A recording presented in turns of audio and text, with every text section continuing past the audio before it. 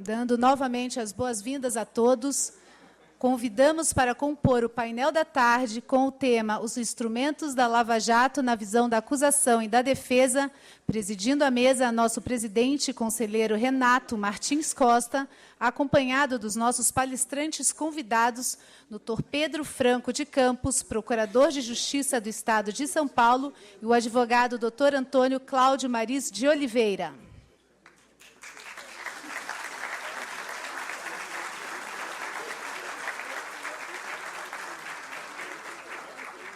Convidamos para compor a mesa também a conselheira Cristiana de Castro Moraes.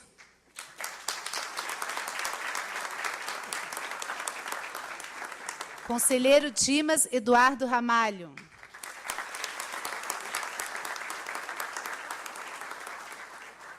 Procurador-Geral do Ministério Público de Contas, Rafael Demarque Costa.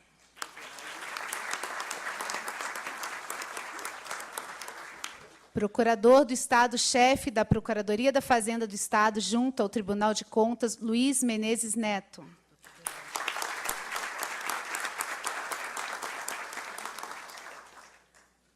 Queira sentar, por favor.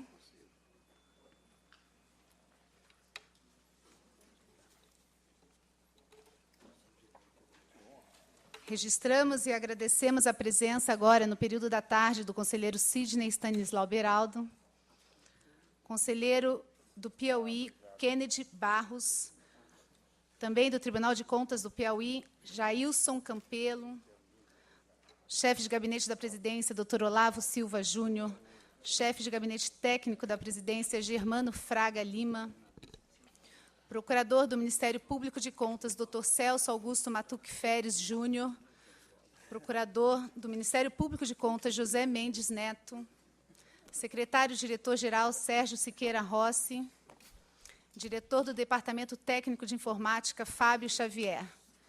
Com a palavra, doutor Renato. Muito boa tarde a todos. Primeiro, eu intimo o doutor Sidney Beraldo,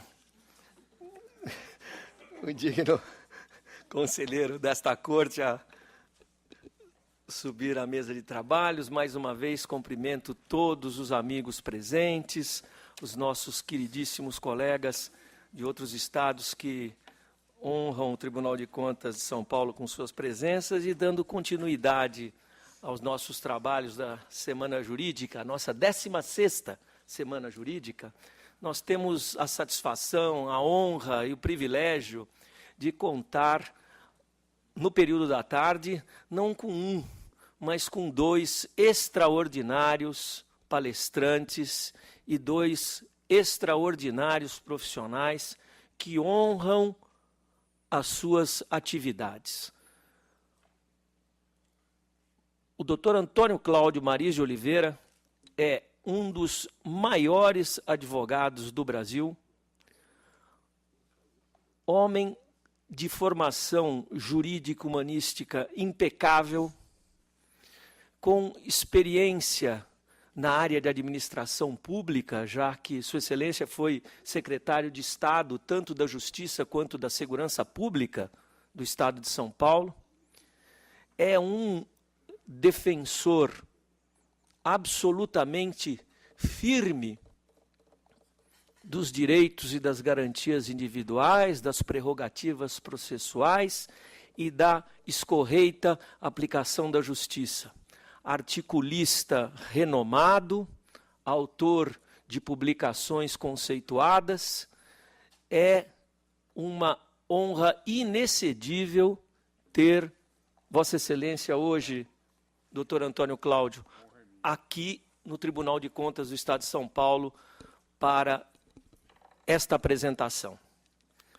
E a seu lado, a nosso lado, essa figura maiúscula, este promotor público extraordinário, este professor inexcedível e que, a despeito de todas essas qualidades, tem uma da qual eu não abro mão, é meu compadre, que é o doutor Pedro Franco de Campos. Doutor Pedro é membro do Ministério Público do Estado de São Paulo, fez carreira pelo interior, chegou a São Paulo, onde notabilizou-se como um dos grandes do Tribunal do Júri desta capital. Trabalhou como chefe de gabinete do Procurador-Geral de Justiça, onde tive a oportunidade de, com ele, conviver sob as suas ordens e seu comando durante tanto tempo, e serviu o Estado de São Paulo com a maior correção, dignidade e competência como secretário de Estado da Segurança Pública, retornou ao Ministério Público, onde é procurador de Justiça e oficia no setor de habeas corpus da segunda instância. O Dr. Pedro, a par disso, tem uma carreira docente reconhecida.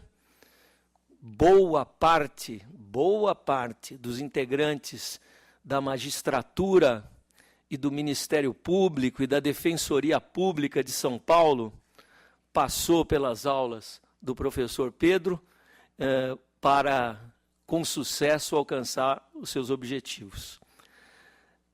Mas de todas as informações que se possa dar sobre as atividades, o presente dessas duas autoridades, há um elo que os une, e eu fiquei absolutamente encantado quando, verificando no currículo vitae que o Dr. Antônio Cláudio fez a gentileza de nos enviar, que o último item do currículo do Dr. Antônio Cláudio é conselheiro vitalício do insuperável São Paulo Futebol Clube. Está escrito assim no currículo dele.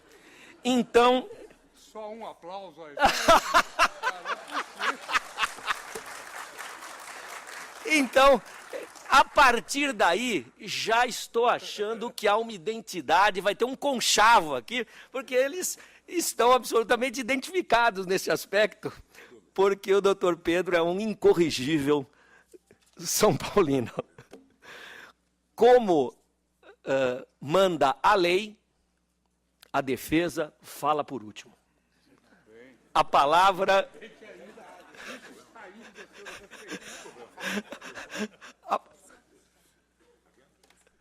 A palavra... Nenhum problema falar primeiro. A palavra é do Dr. Pedro Franco de Campos. Tudo bem. Ai, deixa eu me ajeitar aqui. Prezadíssimo presidente, saúdo Vossa Excelência, Dr. Renato Martins Costa, com uma emoção muito forte, haja vista o nosso compadrinho. Renato, pessoa adorável, agradeço o convite feito à minha pessoa para participar desse evento e cumprimento também os ilustres conselheiros desta casa, aqui presentes, autoridades já nomeadas, companheiros do Ministério Público de Contas, servidores do Tribunal, na pessoa do Dr. Sérgio Rossi, se assim me permite, meu queridíssimo amigo Antônio Cláudio Maris, advogado consagrado, ícone da advocacia criminal paulista e brasileira, com o qual tenho a oportunidade de dividir a tarefa de falar hoje aqui nessa Semana Jurídica, que trata das instituições do futuro do Brasil, e pelo que me determinou o presidente, para nós tratarmos da questão da Lava Jato, a investigação do Ministério Público, prisão, prende, não prende, solta, não solta. Dr. Maris, um verdadeiro amante da liberdade das pessoas, ainda que carreguem nos ombros crimes hediondos e repulsivos. Mas o Dr. Maris é um homem que tem que fazer o que ele faz mesmo e faz muito bem feito. E eu, então, me preocupo desde já, e alerto aos companheiros do Tribunal de Contas de São Paulo, a todos os presentes, que é preciso preparar o espírito da plateia para ouvir o Dr. Antônio Cláudio. Porque ele é capaz de fazer do branco preto e do quadrado redondo numa fração de segundos. Ele transforma um monstro da sociedade quase num Jesus Cristo.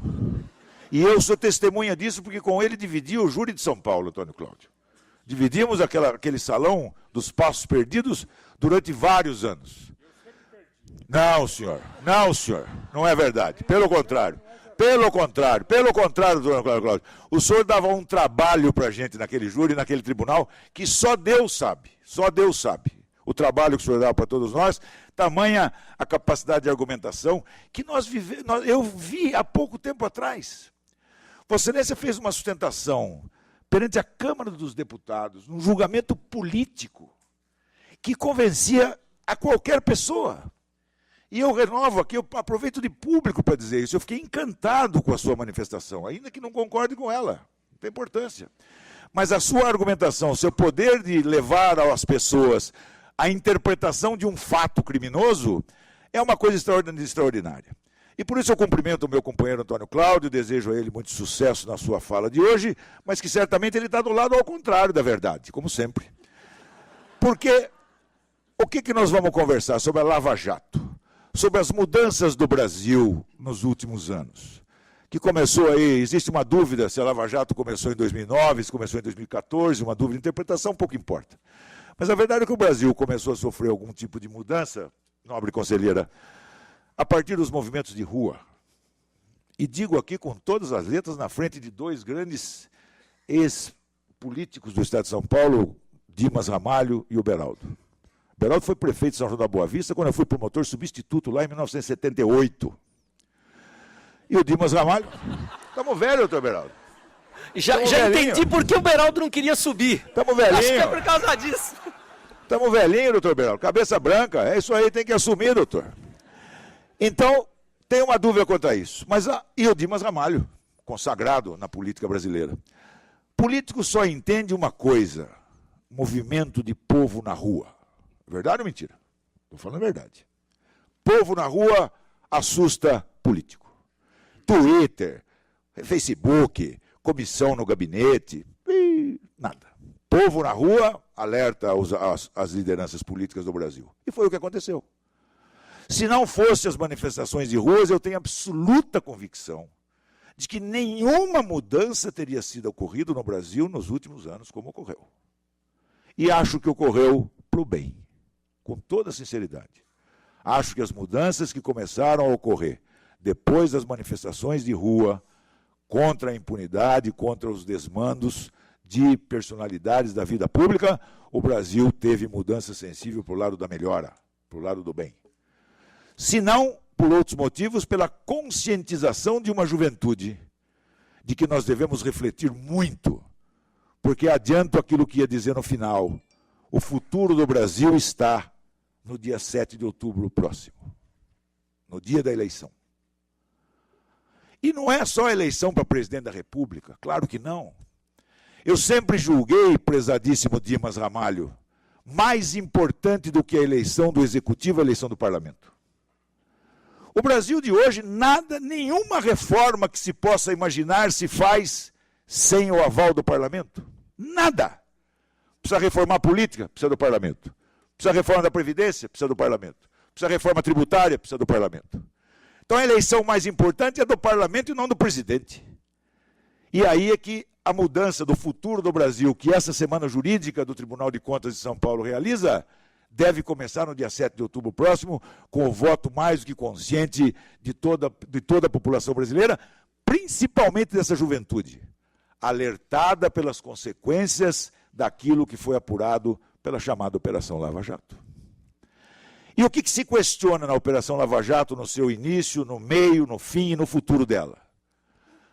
Houve alguns percalços, alguns equívocos, pode até ser que tenha ocorrido. Mas que ela foi muito firme, foi. Não foi obra do Ministério Público, não, meu querido companheiro do MP de Contas. O Ministério Público muitas vezes quer trazer para si a paternidade exclusiva dessa operação, e isso é uma grande mentira. Não é obra única do Ministério Público Federal e agora repicando nos estados, não é obra do Ministério Público isso não, sozinho.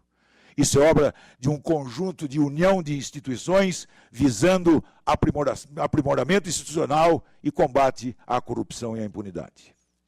Começo pela Receita Federal, passando por Polícia Federal, por Ministério Público Federal e por um Poder Judiciário forte, independente e corajoso.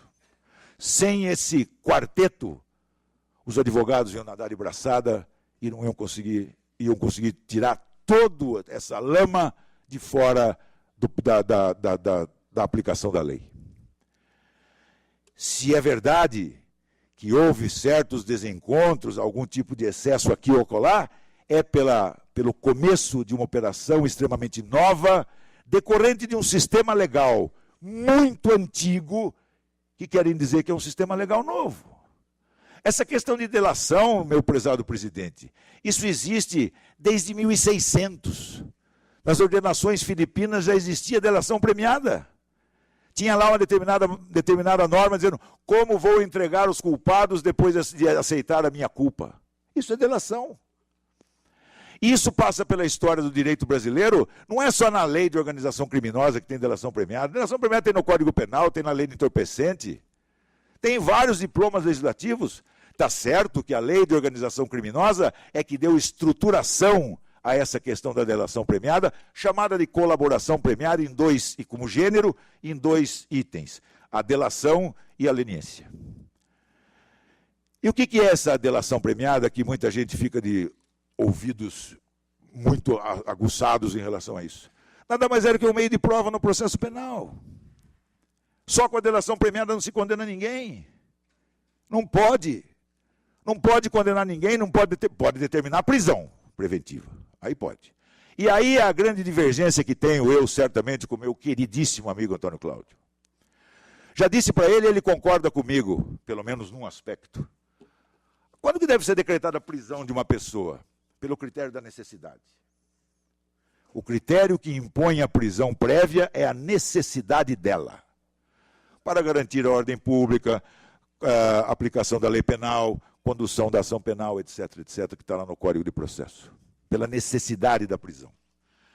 A minha divergência com o doutor Antônio Cláudio é o momento e a intensidade dessa necessidade. Para mim, a necessidade é mais rápida e com mais força. Para ele, é mais demorada e com menos força. Mas por quê? Porque diante de fatos que passaram pelas nossas retinas nos últimos anos, eu indago de quem quer que seja, qual é o caminho, senão o encarceramento prévio? Quando se encontra na casa de uma personalidade da República um cômodo cheio de dinheiro dentro de mala, o que nós vamos fazer? De onde veio esse dinheiro? Eu vou no banco tirar R$2.000, o gerente fala, o senhor volta daqui 5 dias. O que foi, doutor Antônio? Até eu mando prender. Que bom! Olha como eu estou progredindo. Aqui no Camelo, aqui na pizzaria, já que não é as malas, é a mochila. O dinheiro na cueca, na mochila, em todo lugar tem dinheiro. O ministro do Supremo Tribunal Federal disse, se eu puxo uma pena, aparece uma galinha. O que vai fazer com uma pessoa assim? O que eu vou fazer? Ah, tem medidas protetivas no Código de Processo Penal. Que beleza.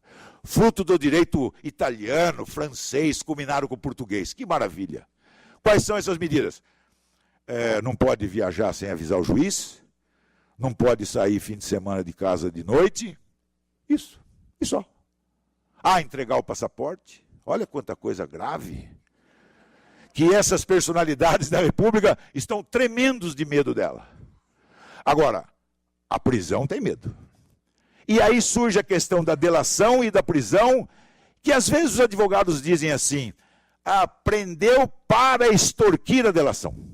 Prendeu para tirar do acusado a delação dele. A confissão seguida de delação. Acho que não é bem assim. Por quê? Porque mostram os números que a maioria das delações feitas na Operação Lava Jato, nas suas 52 fases, é para o réu solto. A maioria das delações é de acusado solto, não de acusado preso.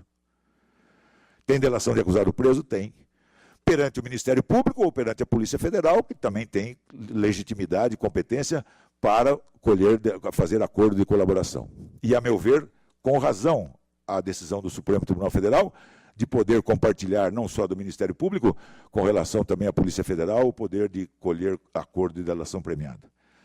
Eu sou de uma carreira do Ministério Público, todo mundo sabe, mas o Ministério Público tem lá as suas preocupações que a mim não me agradam, querer tudo para si e não compartilhar com ninguém. Eu acho que isso não está certo. Por que não compartilhar com a Polícia Federal o poder de colher o acordo? Colhe lá, passa por aqui, homologa no juiz. A delação, a colaboração só tem eficácia jurídica quando ela é homologada pelo juiz. Não adianta, então pode vir de onde vier, passa pelo Ministério Público, que é o titular da ação penal, e vai ao juiz para homologar. Qual é o problema? Nenhum. Nenhum problema. Porque qual é o objetivo de tudo isso? Se não apurar fatos que põem a sociedade brasileira ao pavor de ver uma estrutura como da Petrobras, doutor Maris, que patrocinava os esportes brasileiros, de ver uma estrutura tão poderosa como essa ser devastada pela corrupção. A Petrobras quase que acabou pela sanha criminosa de pessoas que por lá passaram para querer se enriquecer em detrimento do povo brasileiro. Essa é a grande verdade, que tem que ser dita, principalmente num ambiente como esse, recheado de pessoas que refletem e que são formadores de opinião pública. Dizer que o que aconteceu com a Petrobras foi uma coisa esporádica, foi um caso pontual, mas montou-se uma estrutura de corrupção lá dentro. Quando se consegue pôr o dedo lá e apertar a ferida e começam a aparecer pessoas importantes que vão sendo responsabilizadas por isso, há uma grita geral com relação a isso. O que é natural, um jus esperneandi. Mas eu volto a dizer, a Lava Jato continua sendo um procedimento muito positivo para o Brasil. Muito positivo. Quando que no Brasil nós íamos imaginar que personalidades da República estivessem todas na cadeia? Estão todos presos, condenados em segunda instância. Não é só o juiz Sérgio Moro, não. Tem juiz no Rio de Janeiro, tem juiz no Paraná, federal no Paraná, que estão agindo como se deve agir. Chega a um fato dessa gravidade. A gravidade concreta do fato é motivo ensejador da prisão provisória, disse o Supremo Tribunal Federal mais de uma vez. Não é a gravidade abstrata do crime. Ah, está acusado de lavagem de dinheiro e corrupção, logo cadeia. Não é assim. Não é assim. É a gravidade concreta do fato. A mala de dinheiro que o doutor Maris concorda com a prisão, a mochila, o dinheiro na cueca, a roubalheira descarada de várias pessoas. E o que é mais espetacular, doutor Renato e meu querido Maris? Os advogados, e aqui vou fazer uma provocação, os advogados, e eu venho de uma família de 4 gerações e ele sabe disso, os advogados do naipe do doutor Maris estavam acostumados, doutor Dimas, a não ter cliente preso há muitos anos. Não tinha, imagina. Cliente do doutor Maris na cadeia? Nunca. Que isso? De hipótese alguma. Hoje ele tem. Por isso que eles estão preocupados. Porque os clientes dele estão começando a ir para a cadeia. Porque essa lei da organização criminosa, e aqui vai uma observação que eu faço com relação aos deputados federais. Essa lei de organização criminosa que estruturou essa delação, essa colaboração premiada, com permissão de infiltração de agente no meio criminoso, essa lei foi aprovada pelos deputados sem eles saberem o que estavam votando. Eles imaginavam que ia pegar só traficante. Se o doutor Dimas fosse deputado, essa lei não existia. Eles imaginavam que essa lei ia pegar só pé de breque. Só piquititico, doutor Beraldo. É, a verdade é essa.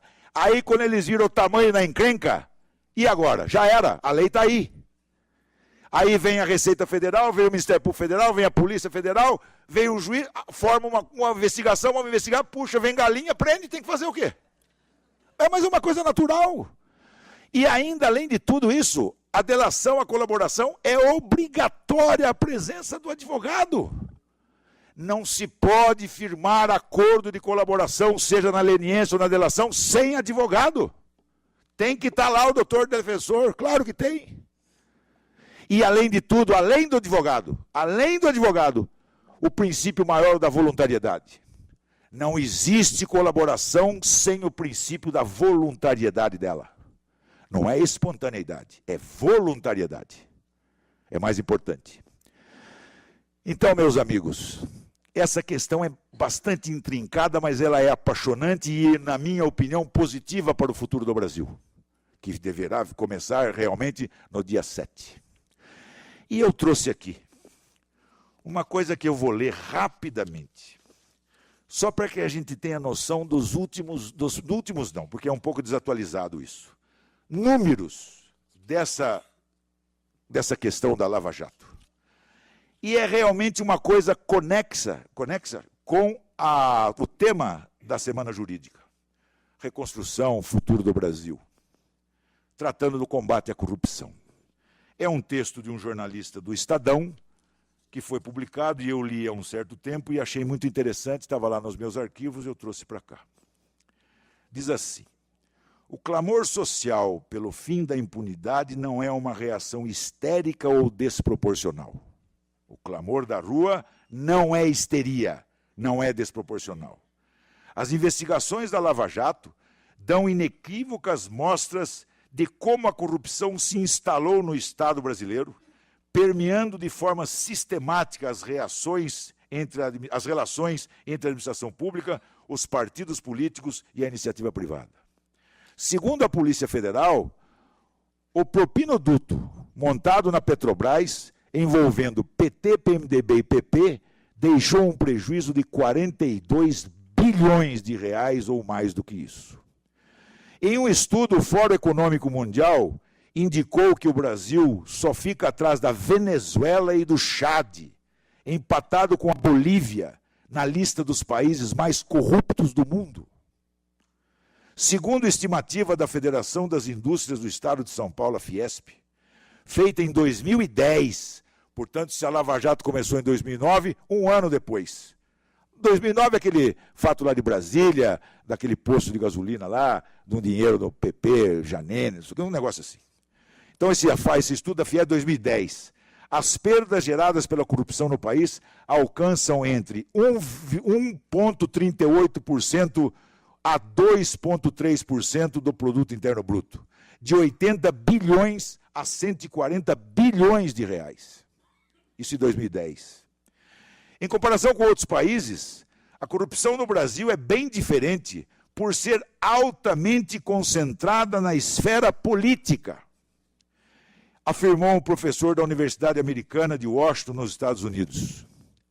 E, por fim, a corrupção, o prejuízo que ela causa na sociedade brasileira, para nós, não nós que estamos aqui, que somos pessoas com certo privilégio na sociedade, mas para pessoas menos favorecidas, a corrupção especificamente, a corrupção prejudica especificamente quem mais precisa dos serviços públicos.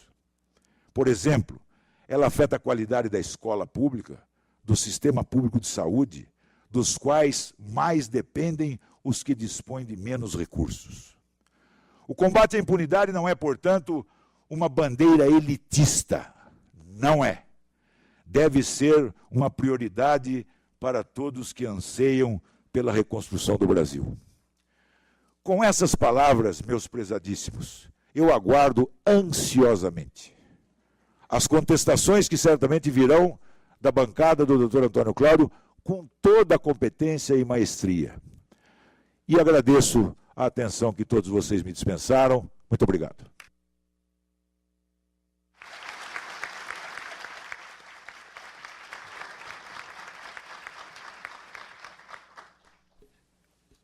Pedro, eu vou falar uma coisa, você me frustrou, porque eu estava louco para falar.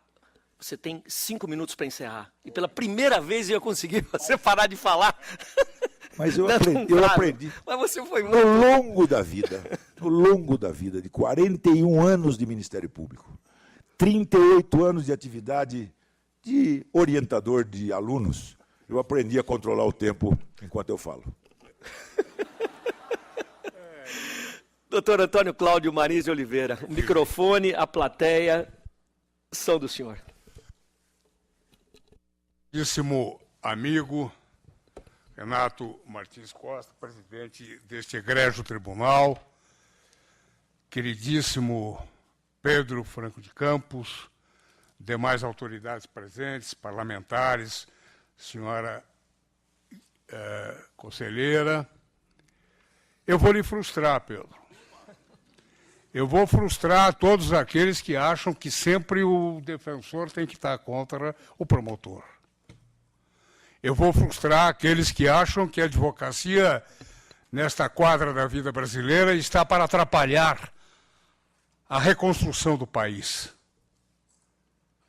Eu vou frustrar aqueles que acham que o advogado é um longa-manos do acusado. Aliás, somos considerados isso nos dias de hoje. Não por Vossa Excelência, que é um homem de bem, um grande promotor, mas pela mídia, sim. Pela sociedade desavisada, sim. Eu não sou coautor de crime. Eu não amo o crime. Eu posso amar e defender o criminoso. E defendê-lo como? Defendê-lo nos exatos limites da lei. Defendê-lo como porta-voz dos seus direitos constitucionais, que não são direitos dele acusado, não são direitos daquele inocente que pode também sentar no banco dos réus, que são direitos de todos nós. Ou terá alguém em sã consciência que dirá, jamais cometerei um crime? O crime é um fato humano, o crime é um fenômeno da sociedade. Qualquer um de nós poderá cometer um delito, sim. E mais do que isto, qualquer um de nós poderá sentar-se no banco dos réus sendo inocente, ou não. Aí o nosso papel. Aí o meu papel. O meu papel de defender o acusado para que ele responda nos exatos limites da sua responsabilidade. E não é outro desiderato do Ministério Público também. Para responder nos exatos limites da sua responsabilidade, colaborando a defesa, colaborando o Ministério Público para que a pena que lhe seja aplicada seja a pena justa. Esse é o nosso papel. As divergências são setoriais. E as divergências são pontuais naquele caso específico. E só naquele caso. Portanto, Pedro, estou na mesma trincheira que você. Eu tenho filho, eu tenho netos, eu quero um Brasil melhor. Por que, sendo advogado, eu não hei de querer, como cidadão e como advogado, melhorar o país? Por que, como cidadão e como advogado, eu não hei de reconhecer o que se fazia e ainda se faz neste país? É preciso, sim, que haja um expurgo dentro da lei, como é o desiderato de Vossa Excelência, nos limites da Constituição, para que se melhore o país de uma forma democrática e legal. Legal e legítima. Sem a legitimidade dada pela legalidade, nós não teremos um país justo. Nós teremos um país que combateu episodicamente, num período determinado, atos de corrupção e que depois as coisas continuaram como dantes no quartel de Abrantes. Mas eu quero fazer algumas observações, Pedro, à reflexão de todos. Primeiro, eu não acho que Lava Jato seja meio de combate à corrupção. Eu não acho que punição seja um instrumento de combate à corrupção. Eu vou explicar. A punição é necessária. A Lava Jato também o é, com as restrições que eu farei sobre ela. Mas o combate seria o ideal para se combater o crime que se agisse antes da prática delituosa. A punição é um efeito da prática delituosa. A punição é pós-crime. Nós precisaríamos estar discutindo também o antes-crime. Nós precisaríamos estar atacando as causas da criminalidade violenta de um lado e da criminalidade do colarinho branco do outro. Não se discute hoje, como não se discutia antigamente, causas do crime.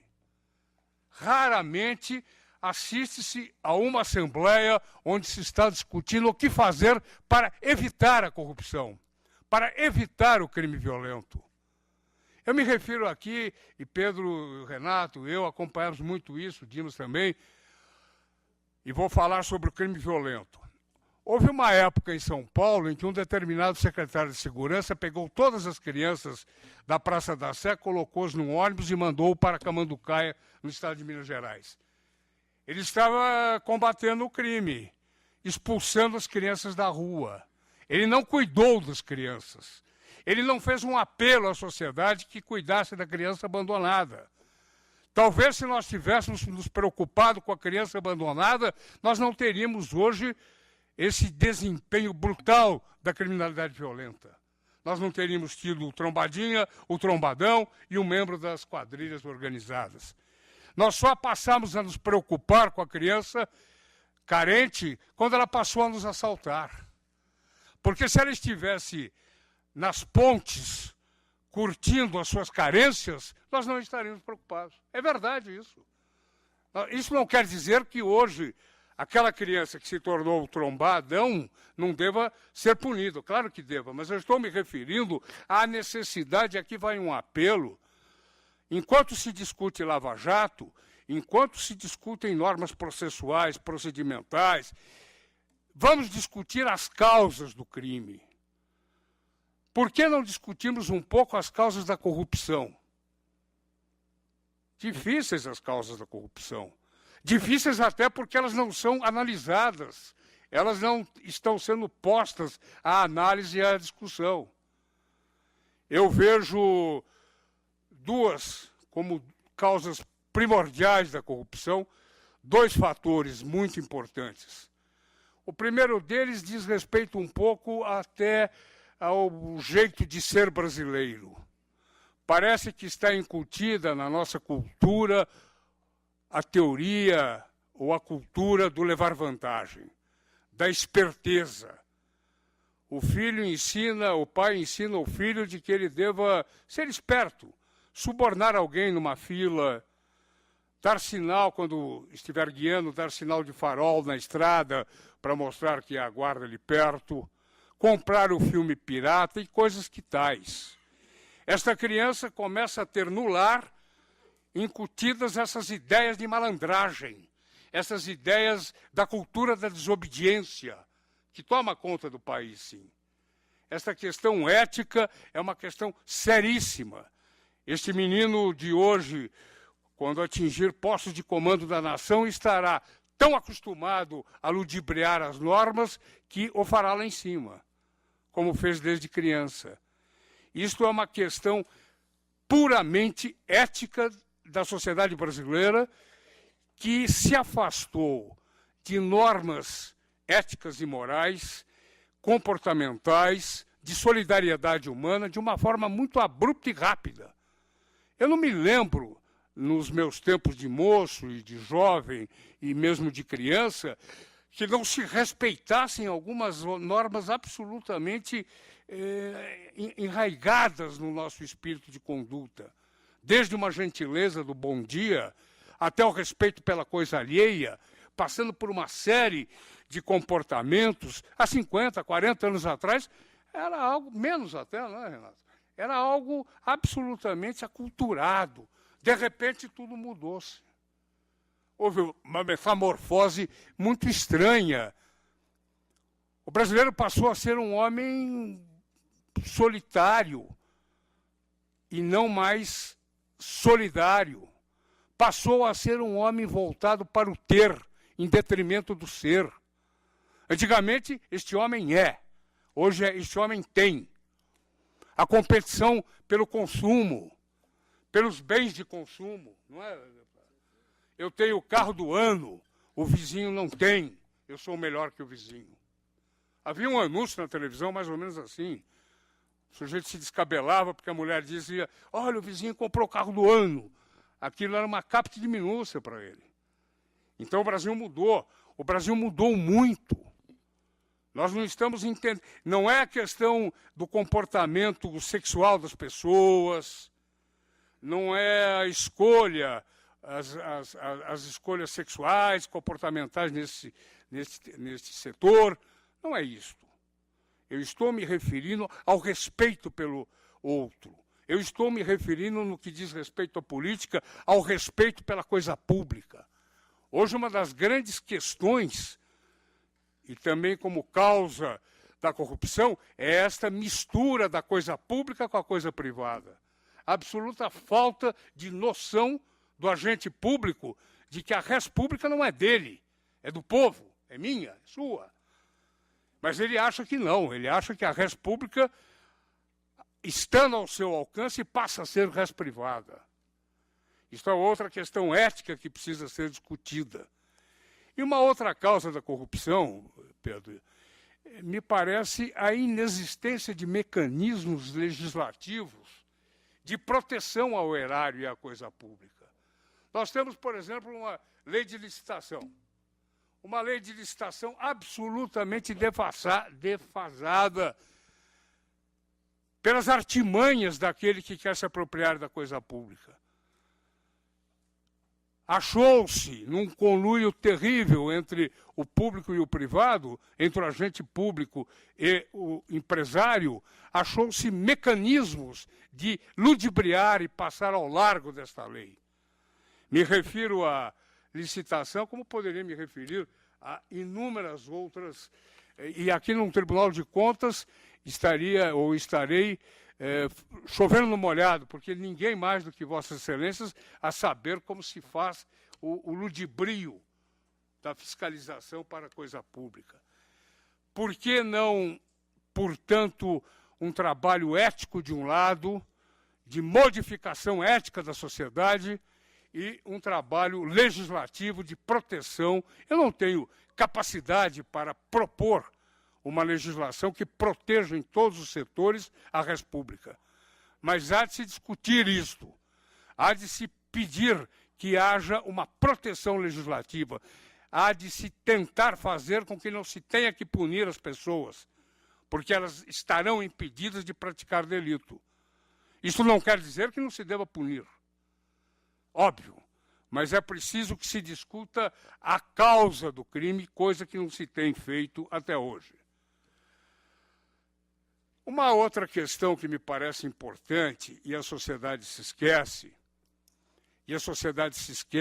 disto e, por vezes, critica a advocacia e, por vezes, entende que o direito de defesa é algo despiciento, é uma perfumaria. E eu já disse alguma coisa parecida agora. O crime é um fenômeno social. O direito penal e o direito processual penal, o sistema penal, ele não é punitivo por excelência.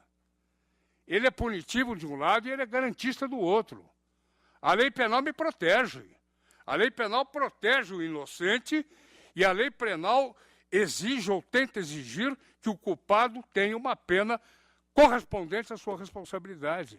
Portanto, o direito penal e o processo penal, eles não são punitivos essencialmente. Eles são punitivos de um lado e garantistas do outro. O Ministério Público é o órgão fiscalizador da lei.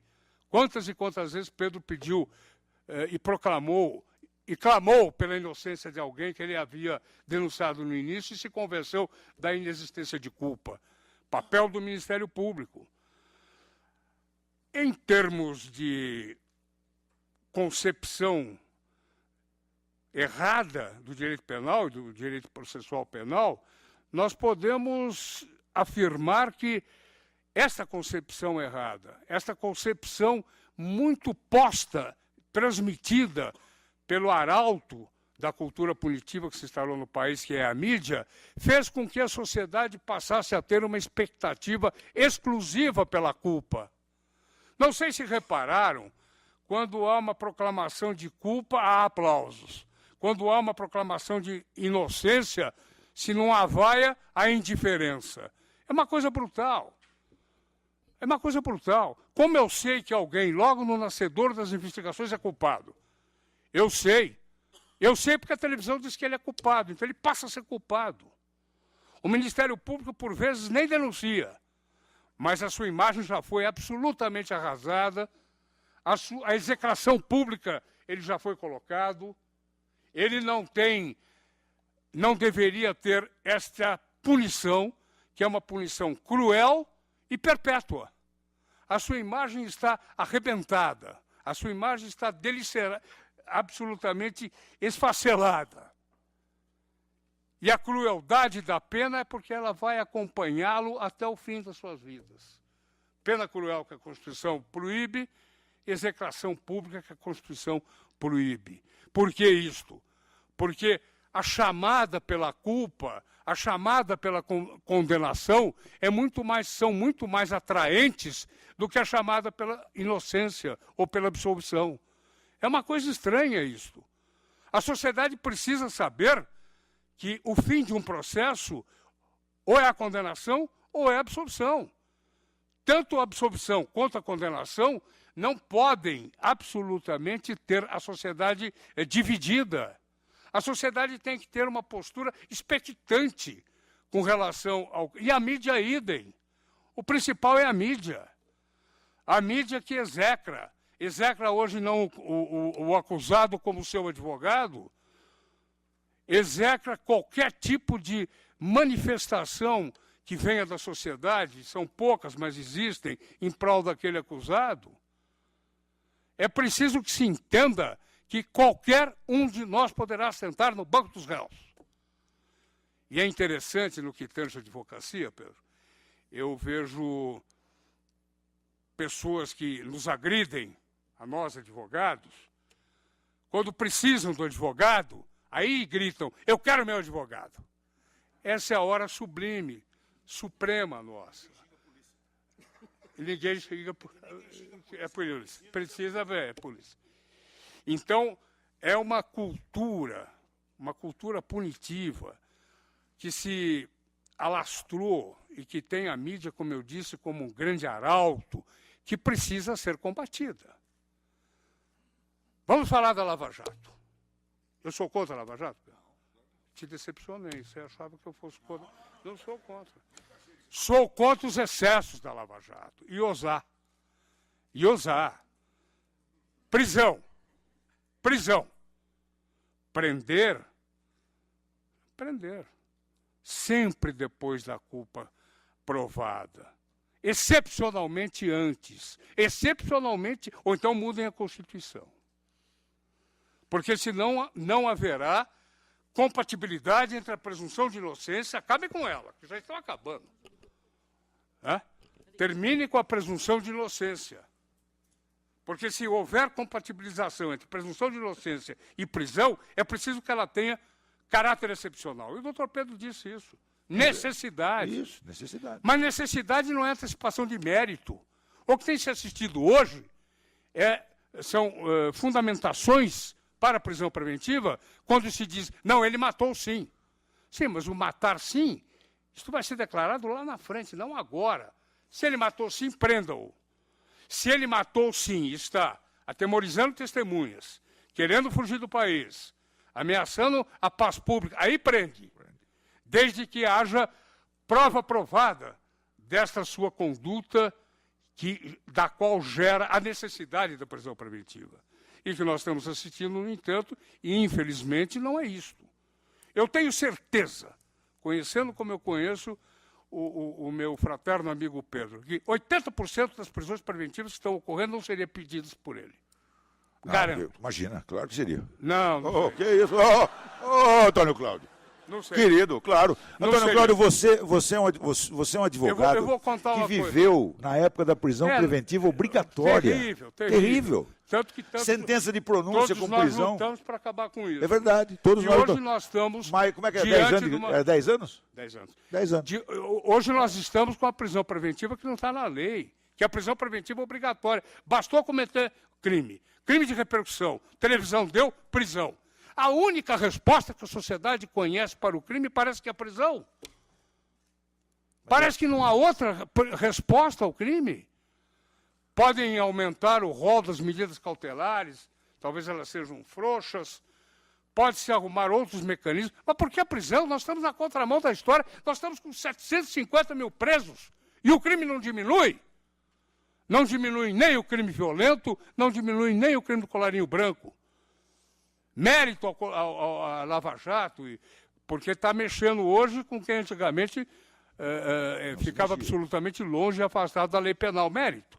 Agora, vamos colocar as coisas, porque eu conheço, e eu duvido que haja alguém aqui que não conheça alguém que tenha tido uma injustiça contra si cometida, uma injustiça cometida contra um parente ou contra um vizinho, pelos excessos. E não é possível aparecer no início. Outro dia, um ilustre colega seu me disse, num debate, doutor Maris, na minha opinião, e bateu na mesa, até machucou o dedo dele, porque ele bateu forte.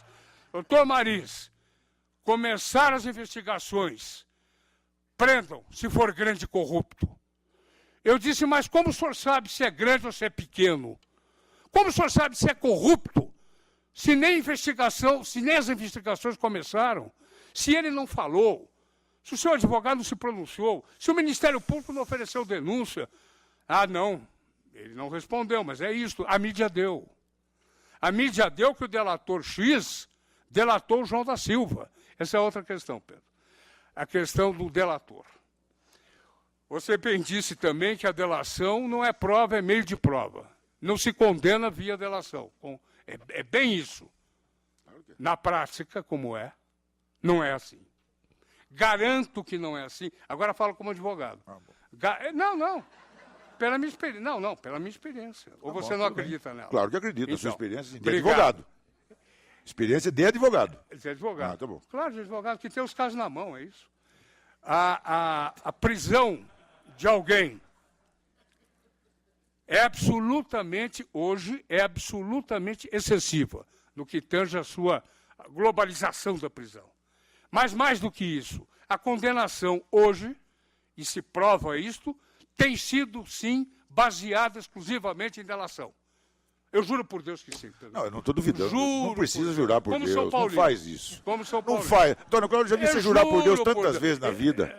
Eu já vi os advogados. Os advogados juram por Deus com uma coisa assim. Eles usam Deus. Porque nós somos muito mais religiosos que vocês, é isso. Eu sou muito mais religioso que vocês. Não sei.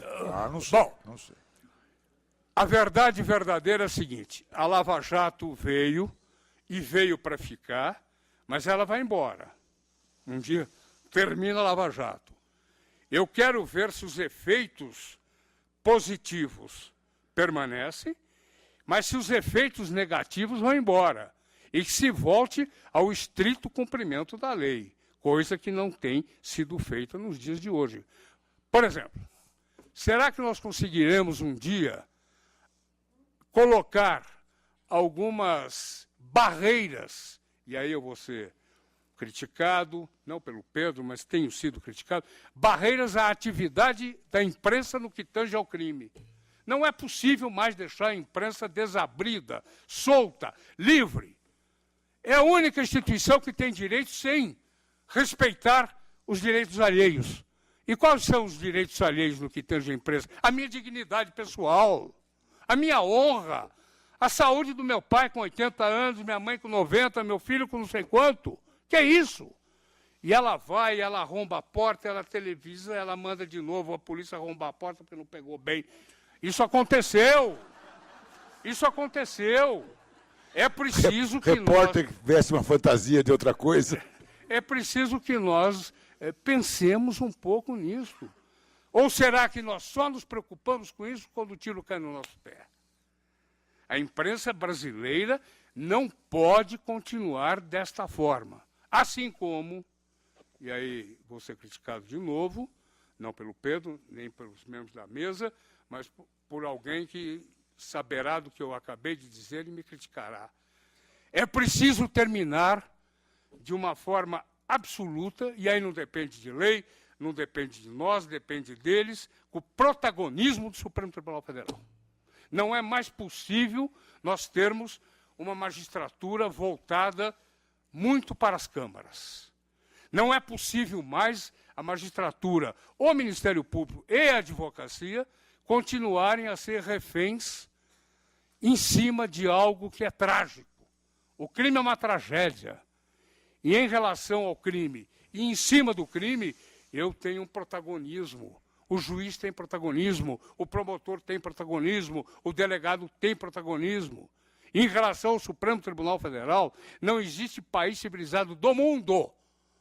Não existe país civilizado do mundo onde se televisionem sessões de julgamento.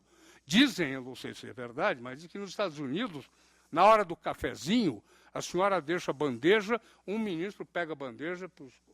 Enfim, há um comedimento, há uma descrição, há um respeito por aquilo que é sagrado. Eles estão ali dizendo o direito, tirando-me ou concedendo-me a liberdade, o patrimônio, etc, etc. Isso aqui virou espetáculo. O processo é público, mas o processo não é para o público. O processo não é para o público. Por que fazer do processo ou do crime um espetáculo? Por quê? Porque a televisão quis que assim fosse. Porque a televisão quis que assim fosse por razões financeiras. O crime agrada a sociedade. O crime tem bom patrocínio, presidente. O crime vende jornal. Crime vende jornal, espaço de televisão. Eu, por acaso, assisti ao programa, um dos programas de jornalismo, coisa que tenho evitado, e contei 6 notícias, as 6 primeiras notícias sobre crime. E quando não há crime no Brasil, eles vão pegar os Estados Unidos. Quando não há crime aqui, vai pegar lá. E aí eu já vou terminar, presidente, já estou me excedendo. E aí você me permite um outro enfoque. Nós estamos tendo uma tristeza existencial. Perceberam isso? Tem dias que se acorda triste, mas as coisas estão muito bem. O emprego está lá, o salário, a mulher, os filhos com saúde. Por que essa tristeza que está no ar? Porque não se tem notícia alegre mais. As pessoas não estão mais se comunicando, a não ser WhatsApp. Aqui. E elas estão se tornando intolerantes. A sociedade brasileira está se tornando uma sociedade intolerante. Não é mais complacente, não é mais amiga, não é mais solidária. Isso tudo com mídia. Agora, a mídia eletrônica, a mídia televisiva, a mídia escrita. Eu precisaria acordar de manhã. Parece que a imprensa não gosta de flores, não gosta de alegria, não gosta de felicidade. Ela quer o trágico, ela quer o mal, ela quer o sangue. Isso faz mal. A mídia, precisa se repensar. E a mídia precisa se repensar porque ela está causando danos, não só à sociedade como um todo, mas, na minha opinião, à distribuição da justiça. Eu vou encerrar, excedi, não é? Peço desculpas, e quero dizer o seguinte: nada me coloca adversário de Pedro. Vocês viram? Estamos juntos. Claro que não. Ele na sua postura de promotor, eu na minha de advogado. Mas eu acho que estamos de mãos dadas. E gente como a gente é que vai poder, juntamente com todos aqui, reconstruir ou construir um país melhor. Muito obrigado. Tudo bem, Antônio.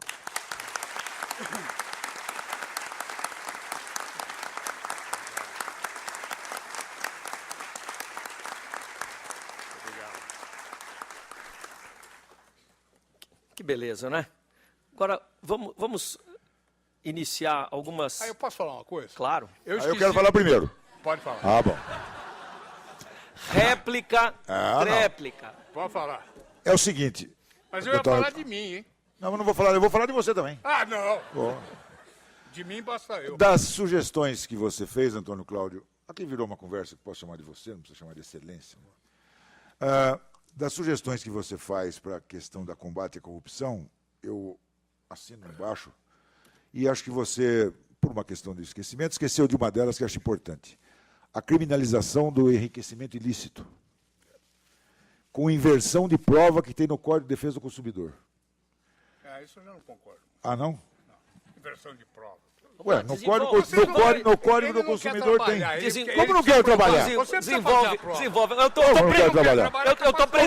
Eu estou presidindo a audiência e garanto mas a palavra assim, à ó, promotoria. Uma pessoa apresenta. Ele não quer trabalhar. Calma, doutor, deixa eu contar a história, ué. Minuto, excelência. A palavra é do promotor. Então, vamos criminalizar o enriquecimento ilícito da pessoa que esnoba uma fortuna que não tem rendimento. Ele tem que provar que tem o rendimento certo, não eu provar que ele tem ilícito. Você tem razão. Inversão. Aí, te pronto. amolei. Ah, bom, então pronto. E ele se amola, pera isso. Não me amolo com você, Antônio Cláudio. Não me amolo com você jamais. Com você jamais. É isso. A falta de criminalização do enriquecimento ilícito é fonte da corrupção. Eu não tenho dúvida disso. Nenhuma dúvida. Era a única observação que eu tinha que fazer. Não, eu só queria dizer o seguinte. Eu só defendo inocente. Putz. Quantos caras você tem na cadeia? Conta pra nós aí, vai. Você nunca... Eu acho que nos últimos 20 anos, esse advogado... É verdade ou não? O quê? Você não tinha cliente preso. Eu já tive muito. Não, Ele lá fazia atrás daqui. tinha, lá atrás tinha.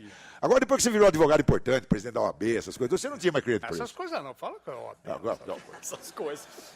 E vou Você contar não uma tinha história- cliente preso. Não, Você não- não. Agora você tem. Não, tenho. Ah, tem, então pronto. Era isso que eu queria ouvir. Injustamente, é verdade. Claro.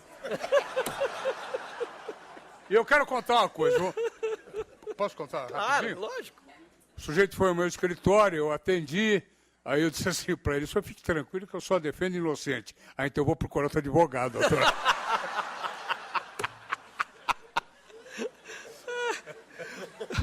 Olha, pessoal, Isso é verdade, hein? a gente tem aqui até mais ou menos umas 15 para as 5, considerando compromissos do doutor Antônio Cláudio e do doutor Pedro. Eu não tenho compromisso nenhum. Não, Antônio Cláudio tem. Antônio Tá dizendo Cláudio que eu não tem. quero trabalhar, pô? Antônio Cláudio tem, eu não posso. Já ganhei o dia hoje. Eu tenho um Antônio ofício Cláudio na tem. mão. Vocês E eu sabem não por que posso eu te não deixar tenho- falando sozinho aqui, né? Eu tenho um Senhor ofício presidente. na mão. Senhor presidente, um minutinho. Doutor Antônio Cláudio, eu tenho um ofício na mão, Sei. assinado pelo presidente do Tribunal de Contas do Estado de São Paulo. Você acha que Quem hoje eu vou Quem trabalhar? é? Quem Vossa é? Excelência. Quem é? Ele me deu isso. Deu para mim esse ofício? Claro que sim. Não, a questão não é essa. Eu não Sabe vou por que ele trabalhar tem- hoje, ganhei sabe o por dia, ó. que ele pode ficar? Porque ele está No Ministério garantido, Ministério Público. Eu tenho que ir para a porta de cadeia para pegar cliente. Então, essa é a nossa diferença. Foi o tempo que você ir pôr de cadeira. primeiro Ah, não, agora você defeito, está indo em pôr de cadeira de novo. Pessoal, mas é verdade. O Pedro não, o Antônio Cláudio tem que um compromisso, tem que sair daqui 15 para as 5. Temos aí 25 minutos, não vamos deixar esse pessoal embora, senão no último gole, claro. Vou colocar, vamos inverter agora. Primeiro, eu pediria que você fizesse um comentário, Antônio Cláudio, e Pedro, você debate em seguida. Há algumas críticas que são feitas em relação ao estabelecimento dos critérios de competência nos casos da Lava Jato. Tanto em relação à fixação da competência do juiz Sérgio Moro, em Curitiba, quanto em relação ao ministro Edson Fachin, no Supremo. Qual a sua visão em relação a isso como um sistema que foi adotado durante a Operação Lava Jato? Olha, eu não estou habilitado a responder isso com muita clareza, porque eu não examinei a fundo. Mas o que consta é que, desde o nascedouro, a Lava Jato não seria de competência do juiz Sérgio Moro. E falam por quê, mas eu não saberia reproduzir. Parece que houve um início das investigações a partir de um fato ocorrido em Santos, num posto de gasolina. É? Num posto de gasolina em Brasília. Brasília? Brasília. O que tem em Santos? Tinha alguma coisa Não sei. em Santos. Bom, enfim. Em Eu não Brasília. sei o que tem em Santos. É. Em Brasília. Mas, a partir daí, por alguma decisão fundamentada, e não sei qual o fundamento, o juiz Sérgio Moro chamou assim. E há casos, hoje, isso eu posso lhe afirmar, eu trabalho em 2 casos que eu estou arguindo a exceção de incompetência, ele não é o competente. Ministro Fachin, a mesma coisa. Há casos em que ele não é o competente, tanto que ele já declinou da sua competência, em alguns casos.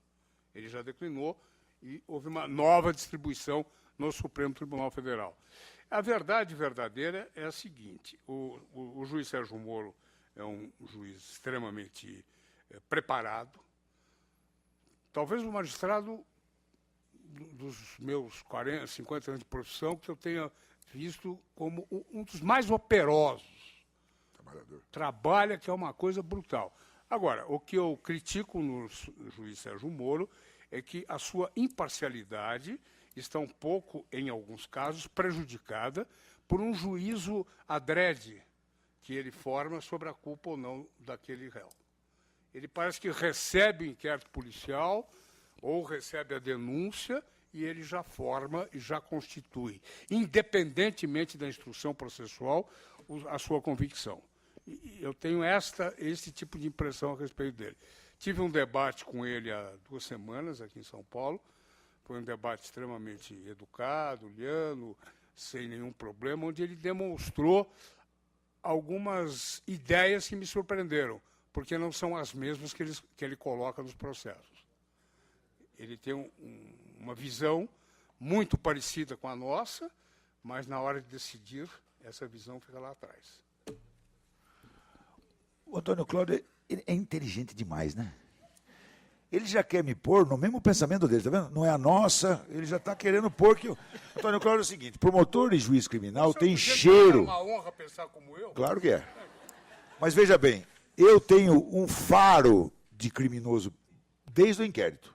Eu tenho esse cheiro. Mas você pode. Criminoso cheira. Mas você pode. Mas o juiz também pode. Absolutamente. Claro que pode. Pelo amor de Deus. Quando ele Não, recebe, imparcialidade, quando ele Pedro. recebe, É isso. mas o Sérgio Moro ele não é imparcial. Ele é imparcial. Ué, você falou que ele já vê o cheiro? Mas ele sente, mas todo mundo sente isso. Quando você recebe um processo criminal na sua mão, nas investigações que vem, você já tem mais ou menos um faro. Isso aqui vai dar fruto, isso aqui não vai dar fruto. Claro que você sabe disso. Pode, eu, advogado, posso, o juiz não. Desculpe, Pedro. E as regras de competência, acho que foram fixadas, presidente, com o Código de Processo Penal, a prevenção, sei lá quais são as regras. Local do fato não, porque é Brasília. Mas prevenção, tomou conhecimento do procedimento em primeiro lugar. Não sei falar das razões. Mas acho que o juiz Sérgio Moro também já declinou de competência. Mandou para o Rio de Janeiro, para aquele outro lá, como chama? Tem o doutor Bretas, doutor Bretas também já foi para lá. Eu não tenho muita preocupação com relação a essa fixação de competência, porque acho o juiz Sérgio Moro um juiz justo. É um juiz rigoroso. Um juiz muito rigoroso, muito forte, mão firme, corajoso, porque não é fácil achar o que esse homem deve ter sofrido de pressão na vida dele e o que a família dele deve estar sofrendo e sofreu de pressão na vida dele. Não deve ser fácil suportar, todo mundo sabe disso. É um homem extremamente preparado, como reconhece o Antônio Cláudio, corajoso, firme, mas um juiz rigoroso, isso eu reconheço. Como promotor, eu reconheço. É um juiz bastante rigoroso, a pena dele começa sempre um pouquinho acima do mínimo previsto. Sempre. O critério do artigo 59 dele começa sempre um pouquinho acima do mínimo. Eu acho que sim. Mas é rigoroso. O que não deixa de ser bom diante dessa parafernália que está vivendo no Brasil. Há alguma posição que qualquer um dos senhores podem defender, ou concordar, ou discordar, a respeito da alternativa à pena de privação da liberdade para os crimes de colarinho branco? Me parece que a cadeia, do jeito que está, ela não é uma solução para nada. Eu tenho, E colocar realmente a mão no bolso dessas pessoas isso mesmo, claro. e tirar tudo que o sujeito roubou. Mas tem que ser tudo. Tudo, uai. Tudo. Tem que ser tudo. Não basta mais, mentir com isso. E digo mais, Pedro. Tira um pouquinho de dinheiro. Se ele já devolve, no contrato de colaboração, ele devolve 90 milhões de dólares. Isso foi o sujeito isso ele da Petrobras, devolveu. gerente. Isso um gerente da Petrobras. Gerente, devolveu 90 milhões. Imagina quanto ficou para ele. Tem que tomar o perdimento total de bens, eu troco pela cadeia com o promotor na hora. Mas tem que deixar o cara na zero. No zero lá. Zero. Até bem de família, revoga o Código Civil, tira o bem de família dele. Aí tudo bem. E digo mais. Dinheiro para pagar advogado tem que guardar um pouquinho. Pouquinho não. E digo mais, viu, Pedro? Eu estou de acordo com você e acho que, em certos casos, impedir que ele exerça as mesmas atividades que exercia no passado e que possibilitaram quando ele ficar pobre, ele não vai ter condição de exercer a profissão dele. Pode arrumar. Mas eu queria aproveitar essa pergunta do presidente para dizer o seguinte. A questão da Lava Jato tem um aspecto que poucos estão falando, mas se falou agora aqui. A Lava Jato, em alguns casos, está sendo um instrumento de impunidade. Vocês não tenham dúvida. Tem gente em casa jogando tênis, tomando banho de piscina, devolveu isso aí que o Pedro falou. Isso é impunidade. Sabe Deus quanto que isso é impunidade. É impunidade e quebra o equilíbrio também na administração da justiça penal, porque alguns estão presos.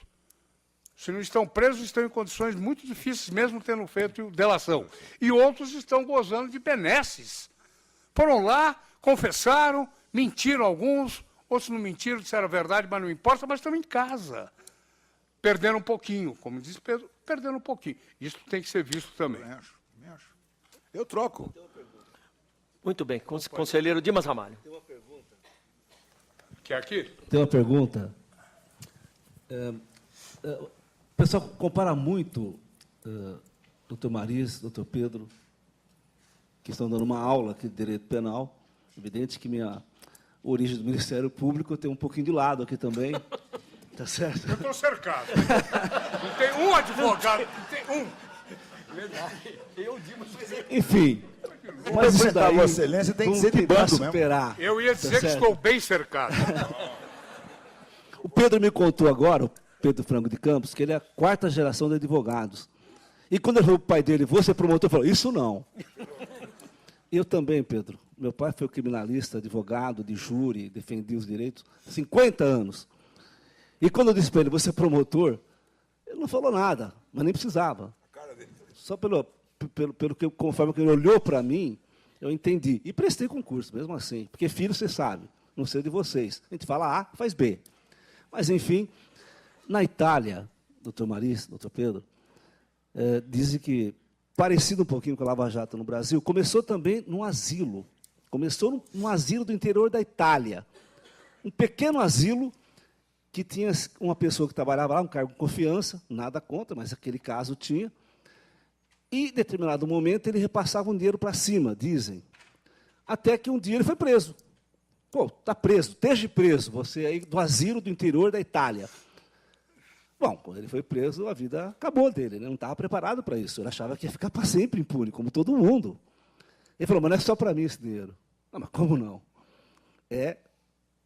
Passa para uma mão acima, passa um pouquinho para cima e chega lá na capital da Itália. Bom, enfim, não precisa dizer mais nada, né? 4 mil presos, 4 ex-primeiro-ministro, muito também, alguns erros, evidentemente, muitas pessoas se suicidaram no presídio, depois foram absolvidos, enfim, tudo bem. Mas há um fato que aconteceu lá, doutor Maria, doutor Pedro, eu queria ouvi-los, que é o seguinte, houve depois de tanta celebração, de tanta exposição dos procuradores lá, do Manipoliti, muitos entraram para a política, lá na Itália. Entraram para a política e não deram certo na política, essa que é a verdade. Não deram certo na política. Muitos dizem, a Itália está igual. Não, não está igual. Melhorou muito em relação ao Dons Limpa, evidentemente.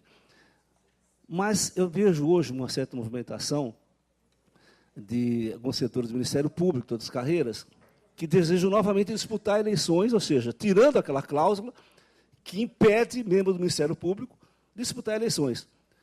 Eu queria saber até que ponto a exposição,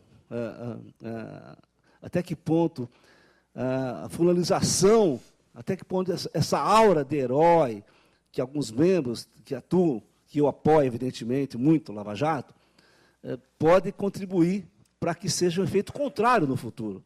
Porque nós queremos que continue isso daí até o fim, independente de Pedro, Joaquim, Paulo, João. Porque todos os dias nas comarcas do interior de São Paulo e do Brasil, há juízes, promotores, delegados, advogados, fazendo um belo trabalho. Então, eu quero perguntar o que você acha sobre isso. Prezado Dimas, eu não gosto de promotor midiático. Não faz o meu padrão de promotor midiático, que vai para a televisão. Mas eu, às vezes, compreendo essa situação, mas não concordo com ela, que quando a acusação não é muito sólida, ele vai buscar aquilo que o Antônio Cláudio falou, ele vai buscar primeiro um apoio na mídia, para depois jogar no juízo. Que a mídia vem a favor dele, noticia um escândalo, que no fim não tem muita substância, e em seguida ele vai a juízo. Eu não gosto disso, eu não gosto dessa postura. Acho que tem que ser responsabilizado um promotor que faz uma acusação leviana com relação a alguém e passa para a imprensa, claro que tem, porque, como diz o Antônio Cláudio, você arrebenta a vida de uma pessoa com uma manchete maldosa de jornal. E eu acho assim, Dimas, com relação, se me permite te chamar de Dimas, pelo amor de Deus, eu acho assim, houve um grupo de promotores, procuradores da República, que entraram com um pedido no Supremo Tribunal Federal absurdo, querendo concorrer às eleições estando no cargo. Uma coisa de tirar o chapéu, horrível. Você quer ser político? Pede exoneração, 2 anos de licença para tratamento de atividade particular, e vai entrar para a política. Agora, querer cumular as duas coisas é uma coisa que não se admite, e parece que o Supremo Tribunal Federal já deve ter dado uma liminar que barrou essa questão. Você quer disputar a eleição, você tem que se afastar do cargo, sair, como você mesmo deve ter feito quando estava no Ministério Público, afasta da função para disputar a eleição proporcional. Né? Não gosto. Então, não gosto do midiático, não gosto daquele que usa a imprensa para dar substância à acusação. Estão usando isso. Usa o jornal para dar substância à acusação, muitas vezes, errado. E a questão de disputar cargo público eletivo, sem se afastar da função, isso é um verdadeiro absurdo. Tá? Uma coisa, não quer ir para o campo político, tem todo o direito de ir, uma carreira maravilhosa, exige uma perspicácia muito maior, inteligência, conversa, capacidade de diálogo muito maior. Mas não pode acumular as duas funções, de hipótese nenhuma, na minha opinião. Plenamente de acordo. Acho que as funções do Ministério Público são tão importantes para a democracia, e mais do que para a democracia, para que a sociedade possa alcançar objetivos que estão distantes, e o Ministério Público serve como ponte entre esses objetivos, esses ideais da sociedade como um todo e o seu alcance, que a mistura das suas atividades, fiscal do cumprimento da lei, órgão de acusação, da persecução crimes, essas atividades são absolutamente incompatíveis com a política. É como diz Pedro, quer fazer política, é importante, como o exemplo Dimas fez, e fez muito bem, e outros tantos promotores fizeram quando largaram a carreira e foram para o Ministério Público. Estou de pleno acordo, acho absolutamente inadequado isso. Rafael, uma pergunta.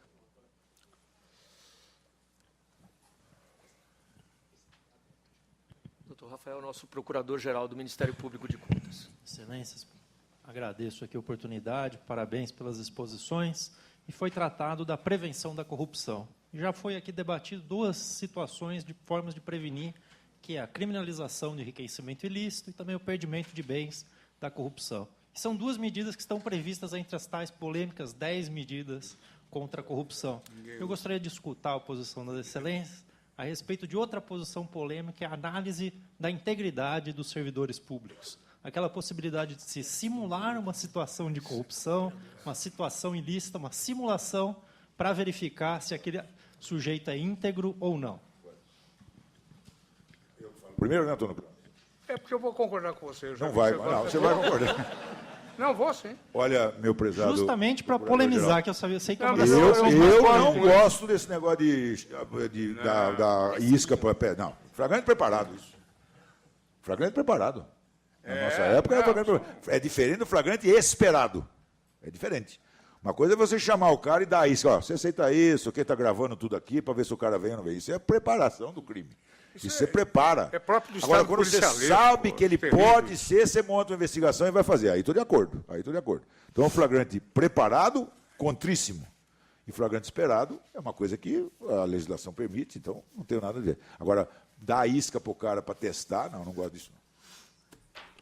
Estou de pleno acordo. Acho que isso lembra um pouco o Estado polícia, né? O Estado policialesco, uma coisa do nazi-stalinismo, né? Não me agrada. Permite, presidente. E quem é íntegro não vai entrar. Para quem não é íntegro, isso aí acho que não vai resolver nada. Não vai resolver nada. Ontem esteve aqui o ministro Alexandre de Moraes, nos dando a honra de aqui palestrar, e Sua Excelência fez um comentário, a partir de uma pergunta, sobre a atuação do Supremo Tribunal Federal, especificamente sob a ótica das ações declaratórias de inconstitucionalidade. Há um projeto de lei em curso no Congresso Nacional, já aprovado na Câmara, se não me engano, hoje no Senado, que obriga a que qualquer decisão liminar sobre declarações de inconstitucionalidade, elas sejam tomadas pelo plenário, sem a possibilidade de despacho liminar em juízo singular do ministro relator. Adaptando essa questão à temática criminal, como que cada um de vocês vê a atuação do Supremo Tribunal Federal em sede de juízos singulares, na área criminal? Muito dividido. 6-5. 6-5. 6-5 no pleno. Individual medidas... também. Bom, é verdade. Individual também. Se ele reproduz no pleno. Supremo é uma coisa... Na minha opinião, em matéria penal, uma decisão do Supremo Tribunal Federal determinando prisão depois de condenação em segunda instância por 6-5 é uma questão muito difícil. Eu sou a favor da prisão em segunda instância, com condenação em segundo grau. Eu sou. Antônio Cláudio deve não ser. Desenvolve isso um pouco. Antônio Cláudio deve não ser a favor, mas eu sou a favor. De prisão em segunda instância, eu sou a favor porque a prova não pode, depois da condenação em segunda instância, não pode ter mais análise de prova nos tribunais superiores. A prova está feita, é aquela lá e acabou. Então, eu sou a favor por isso. Mas eu acho que o Supremo deveria ser assim. Eu sou franco não só no nome, na maneira de agir também. Eu vou ser muito franco com vocês. Eu faria toda essa decisão numa reunião administrativa do Supremo primeiro. Vamos ver o que nós vamos decidir aqui, né? Para pôr aquele espetáculo na televisão, que nem você falou, né? Para jogar a sorte da liberdade de uma pessoa de reputação pública num julgamento que vai lá com cada ministro votando 2h30 para dizer se vai prender ou não vai prender. Eu não gosto muito disso. Eu, sinceramente, não acho isso muito bom. Eu acho que o povo brasileiro que quer assistir aquela transmissão... Primeiro que ele não vai entender aquele linguajar rebuscado, cheio de 9 horas, que aqueles ministros falam, né?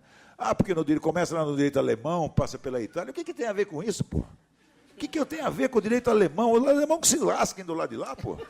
Eles que se virem com as coisas deles, deixa nós resolver a nossa aqui, pô.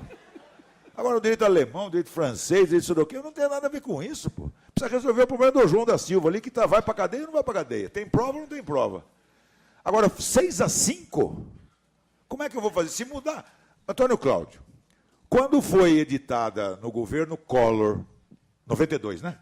A lei dos crimes hediondos, tinha um dispositivo lá que dizia assim, condenado por crime hediondo começa obrigatoriamente a cumprir a pena em regime fechado. Lembra disso? A Ordem dos Advogados, a nobre Ordem dos Advogados do Brasil, arguiu a inconstitucionalidade, no seu legítimo papel, arguiu a inconstitucionalidade disso, os advogados protestaram, arguindo inconstitucionalidade. Isso foi mantida a constitucionalidade disso no Supremo por mais de 10 anos consecutivos. 10 anos, Dimas. O Supremo diz, esse dispositivo da lei dos crimes hediondos é constitucional. O legislador ordinário pode, sem ferir a Constituição, questão de fixação de regime de pena. Pode fazer. Portanto, constitucional. O ministro Rezec tinha um voto espetacular sobre isso e fazia a maioria do Supremo. O ministro Rezec saiu, foi ser embaixador, não sei das quantas, depois voltou para cá, vai para... Houve uma confusão assim, né? Ele saiu do Supremo, foi ser ministro, sei aonde, voltou a ser ministro do Supremo. Eu acho que é o único caso na história do ministro Ivo Ping-Pong, saiu e voltou no Supremo. Bom, ele voltou de lá, acho que voltou com ideias novas da Europa, não sei de onde. E aí, num belo dia, ele levantou com as orelhas quentes, acho que voltou contra. E mudou. E o Supremo virou inconstitucional isso. E a legislação teve que mudar. Mesma coisa aconteceu agora, presidente, num ramo que eu não entendo, e acho que o Antônio Cláudio também não entende muito disso, negócio de improbidade administrativa. O Supremo estava decidindo há, eu ouvi dizer, 30 anos, não sei se é verdade. Quantos anos tem a Constituição da República? Isso, 30 anos. Há 30 anos o Supremo ia decidindo. A questão da reposição do dano na improbidade é imprescritível. Eu nunca gostei disso. Eu não. O que a Constituição não ressalva como imprescritível, a lei não pode ressalvar. Está certo ou não? O que é imprescritível? Tortura, tráfico não sei do quê, terrorismo, tem algumas coisas que a Constituição diz, é imprescritível. Não está a improbidade lá, o legislador não pode falar. O legislador não pode estender aquilo que a Constituição proíbe. E o Supremo agora, 30 anos depois, disse que prescreve em 5 anos, etc, etc, etc. Então, essa questão da prisão em segunda instância, eu não sei por quanto tempo isso vai durar. Tenho medo de descer aqui na tribuna do Supremo. Se tenho. O dia que o doutor Antônio Cláudio for na tribuna do Supremo discutir a prisão de um cliente dele em segunda instância, sai de baixo que o Supremo vai mudar. E aí quem corre risco é a sociedade, porque vai ficar... Aí, bom, se acabar a prisão em segundo grau, gente, Acabou Lava Jato, acabou... Pô, acabou tudo, acabou tudo. Imagina que esses caras vão nadar de braçada, hein? Meu Deus do céu. Mas, enfim, é assim que nós vivemos. Primeiro, em relação ao elogio, ele tem milhares, centenas de qualidades, mas tem um defeito, ele mente muito. Mas eu gosto de ouvir ele mentir, viu, quando faz em mim. Com relação à prisão em segundo grau, eu sou contra, ele sabe, por razões as mais variadas e talvez não comporte aqui a discussão. Agora, também não concordo, Pedro, que voltando vai acabar com a Lava Jato. Não existia prisão em segundo grau, a Lava Jato prendeu muita gente, essas coisas. Mas quando chegou no segundo grau, começou a discutir isso aí. Não, mas não vai. A Lava Jato veio para ficar. Não tem o que. Essa história de alguns procuradores da República ameaçarem, olha, se as 10 medidas não forem, vai acabar a Lava Jato. Isso tudo é conversa. Isso não acredito, isso não acredito. Isso não. É mais midiático. Podemos terminar? Pode, claro. Bom, eu peço desculpas, mas eu tenho um horário... Meus amigos... Não é geriatra, não, hein? E nem psiquiatra, nem mental, né? Está mais perto da psiquiatria do que da geriatria. Bom, meus amigos, é uma maravilha, uma delícia, né? A gente ter a oportunidade de ouvir como está acontecendo, gente tão inteligente, tão preparada, tão aberta para o debate de ideias, com respeito, com atenção aos argumentos recíprocos e de expoentes nas suas áreas de atuação. De tudo isso fica, talvez, uma lição. Fica uma lição. Um tempo atrás, o ministro Nelson Jobim esteve aqui nesse auditório, proferindo uma palestra muito interessante sobre, formulando uma análise da política nacional, sob o ponto de vista da atuação da justiça eleitoral e de toda a legislação eleitoral, bem como dos aspectos partidários. Mas disse o ministro, naquela oportunidade, que na política brasileira as coisas tinham mudado. E mudado porque um ingrediente novo se agregara ao debate, até então inexistente. Esse ingrediente novo é o ódio. É o ódio. E isso me impressionou muito, porque refletindo sobre a cena nacional, a gente, infelizmente, constata que essa é uma verdade. O debate político, ele deixou de ser um debate de ideias, de contraposições construtivas, e passou a ser um debate de ódio. Não existem mais adversários, existem inimigos. E na esfera das ideias e na esfera da aplicação do direito, isso que talvez nos faça acordar tristes de vez em quando, nós não podemos permitir que esse tipo de paixão tão desconstrutiva finque terreno, marque posição. Nós temos que estar sempre abertos a ouvir e a dialogar, especialmente com as pessoas que pensam diferente da gente. Porque é a partir daí que nós podemos solidificar as nossas posições, ter certeza que o caminho que estamos escolhendo, as teses que estamos abraçando, elas estão corretas e se enraizam na nossa convicção, ou termos a grandeza que é própria de quem se abre a esse tipo de debate, de reconhecer as virtudes e a correção dos argumentos do meu oponente. Porque nós só somos oponentes no campo das ideias. Todos nós queremos construir a melhor das instituições, aquela que nós servimos, seja o Tribunal de Contas, seja o Ministério Público, seja a advocacia, seja o Poder Judiciário, enfim, termos a consciência de que a partir da construção sólida, amorosa, no melhor sentido da palavra, das nossas atividades, é que nós podemos construir um amanhã melhor para todos. Eu gostaria de entregar, em nome do Tribunal de Contas do Estado de São Paulo, aos nossos queridíssimos amigos, que eu não posso chamar de convidados, porque a gente convida para a nossa casa quem não é da nossa casa. Aqui nós temos dois que são da nossa casa de pensamento, da nossa casa de amor pelo Brasil e de construção de um amanhã melhor. Eu entrego ao doutor Antônio Cláudio um livro e uma placa que consigna a lembrança e a sua presença no dia de hoje. Muito obrigado, hein? Muito obrigado.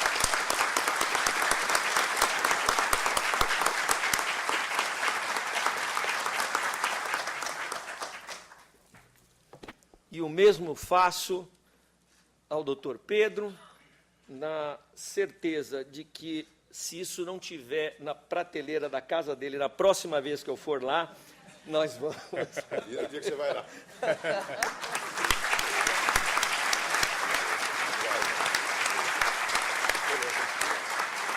Meus amigos, como temos feito aqui até agora, não é por antiguidade, é por merecimento. Uma salva de palmas para os nossos convidados.